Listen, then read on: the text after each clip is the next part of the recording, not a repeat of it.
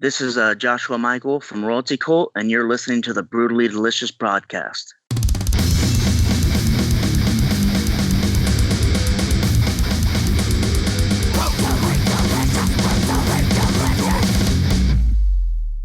Hey, you are listening to the Brutally Delicious podcast, and I am Bruce. My name is Chris. You interrupted me. I was going to say your hostess with the mostest. I was kind of getting creative, but you that is such a fucking dad joke. I know, but it's so cool, and it's real. And you fucked everything up. I always do. It's the role I play in life. Nice. I'm here to fuck shit up and take names. Great. So, I don't know if you learned anything about these guys, about Royal Cult, but I sent you the link earlier. Did you get a chance to check them out? I was just listening to the song Stay This Way, and it sounds fucking killer. Yeah, they're pretty good band. I know they're on Pavement, I believe. We've done a lot of stuff with them again. We seem to be doing a lot of stuff with like a lot of these same record companies, which is good. They're starting to appreciate what we do. I mean, if you look at us, we're so sexy. I mean, how could you not? Right. Jason Momoa and I don't know who am I quitting you to? Jack Tripper. Yeah, okay. Jack Tripper. Like in the old days, like the Three's Company days? Yeah. John Ritter. No, what? Yeah, it's John Ritter, but it was Jack Tripper was the Yeah. Yeah, I was thinking you look more like Don Knotts, but we can go. Hey, I could be Don Knotts. Hey guys, what's up? Hey, you better not be sleeping with a girl.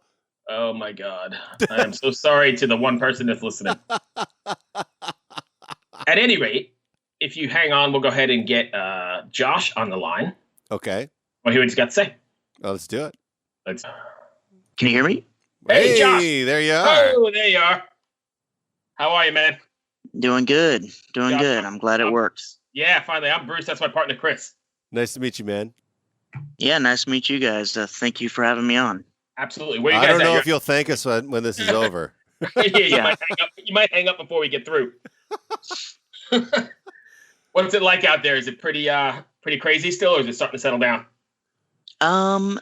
It's sort of a weird thing, everybody's trying to live their lives the best they can, but, knowing that all this craziness is going on, but they're trying to, I think, slowly close everything again. So like I had heard that San Diego is going back to just takeout orders for restaurants again. And I'm in LA and we're still doing, we can have dine-in, but only, outside on the patio. Mm-hmm. And LA is things really like that hard right now, isn't it? Yeah, that's what I'm hearing. I haven't really seen this, up close in my face yet, but I keep, reading and seeing everything. Sure. On the news and just things like that. I do have a friend in Nebraska. His father passed from it, and I have a few friends that have it in other states, but I haven't really personally been hit very hard by it, but it's really a shame. Yeah, it's hard, man. My wife had 2 employees end up hospitalized with it. Oh, wow. Needing oxygen. And they're like in their 30s, and healthy. So it's no longer the 75 and over crowd. I think it's expanding. Yeah. Well, and that's anyway, the thing. You never know who's going to be affected by it and in what way. So anyway, let's be happy though. Let's talk about happy things. Let's talk about Royalty Cult. So if fans are not familiar with the Royalty Cult, or our listeners, or 3 listeners, or whatever we got, if you could had a chance to give them like a 2-sentence boardroom pitch, what would it be? I don't know. It'd just be 2 passionate, guys that just, want to make music for a living and, just want to create great art and great songs with great melodies. And, that's what we love and that's what we do. We tried to turn it off at one point in our lives and we figured out that wasn't really going to work out too well. So we're just going for it until we can't anymore. What do you mean you're going to turn it off? Well, for me personally, I realized along the way in my musical journey, and in my life and struggling to be an artist and stuff that it doesn't affect me only. It affects, the people around me. It affects my family and my close friends and things like that. And so I tried to buckle down and live a normal life and, just do the 9 to 5 thing and, really, but that really made me depressed. So I realized that, okay, if I'm going to be alive, if I'm going to do this, if I'm going to be a part of this world, this is who I am and this is what I do. And I'm either going to make this happen for me or I'm going to die trying. And, David, feels the exact same way, you know. So how did you guys meet? We met 11 years ago when an ad came out for a singer that I had responded to for our old band, Interim Divine.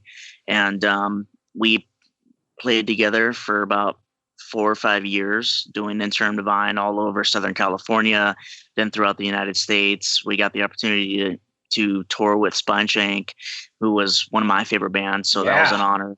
And, things like that. It was cool. Little goals were met and things like that.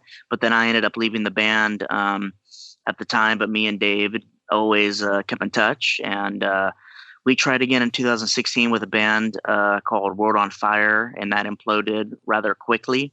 And at that point, we just decided, okay, we're going to do this, but we're going to keep it just me and him and not have any other guys involved. Cool. So are you just working at home then? Is that how you guys are kind of recording yourselves? Yeah, more or less. We do not live in the same area, so he writes and records all the music. He sends it to me. I write the melodies, and then I'll either write the lyrics all by myself, or sometimes we'll write the lyrics together whenever we do get together or whatnot. But then once we got our producer on board, Joshua Booma, he's adding the guitars and things like that, and it's just he's helping bring us up to the next level. So it's great. It's been a great experience. That's pretty awesome. I saw that you actually worked with Andy Haller as well. Yeah, Andy Haller is phenomenal. He's actually worked with Interim Divine before I left the band back in 2012. So that's how we knew him. And he's just a great, great guy. And he recorded all my vocals for this record. Oh, nice. What was that process like for you? Was it comfortable, relaxed? With Andy, it's always laid back and comfortable. He lets me, do my thing, and, he'll help me and guide me along the way if he needs to, but he lets me do my thing. And, each song honestly is about a 3-hour process, of laying down the vocals. Cool. Is it intimidating going into the studio or going into the vocal booth with him behind the mic, knowing he's worked with like Ozzy and a bunch of other big names? Not really, because Andy's just such a down to earth, kind guy. I never felt intimidated working with him per se. Cool. Nice. So what do you guys have coming up? We have a few singles. We just dropped our latest single yesterday, which is a cover of the Postal Service song, "This Place is a Prison." And so far, people seem to be liking what they're hearing with that. And next month, we have a single, Oracle, coming out. And then over the next couple months after that, we have a couple more singles leading up to our record is going to be released in December. Enjoying the End will be out on December 6th.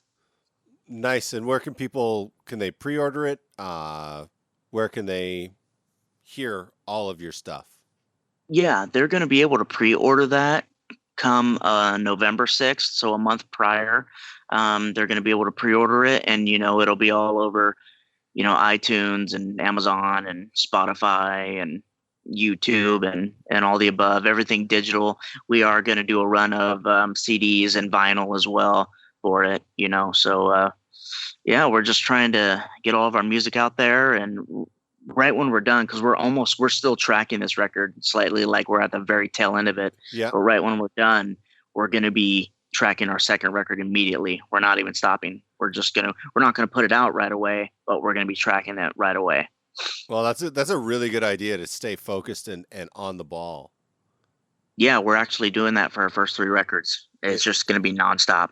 And especially right now, I mean, you can't go tour or anything. So if you just keep yourself going, you'll constantly be able to stay in people's faces with new stuff. Yeah, exactly. And it's great. Actually, this band, as I mentioned, the Word on Fire stuff was in 2016. So, Royalty Cult started in 2016, but we kept it under wraps. We didn't, not that anybody cared, but, we didn't tell anybody about what we were doing. And we just kept writing and writing and writing. We wrote almost 100 songs, and we saved the best 30.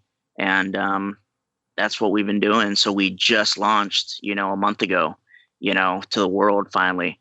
But we kept it under wraps for 4 years and just wrote the best songs that we could. Okay, I have a weird question for you. How did you get Tori Spelling to give you guys? I haven't watched the video yet. I'm just looking at your YouTube page.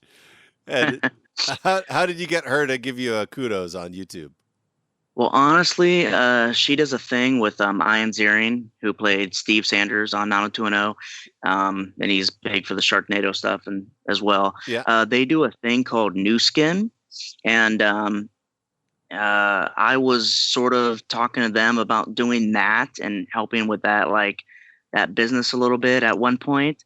But then I had reached out to her through Cameo, as a matter of fact. It wasn't that hard. And I just, some people frown on things like that, or it's like, oh, that's lame, don't do that. That's cheating or whatever. For me, I'm looking at it as advertisement, because sometimes people aren't always going to listen to me and David say, hey, check out our music, but they will listen to these people that they've grown up watching or whatnot, just like they'll listen to a label say, hey, go listen to this. Yeah, right. Absolutely.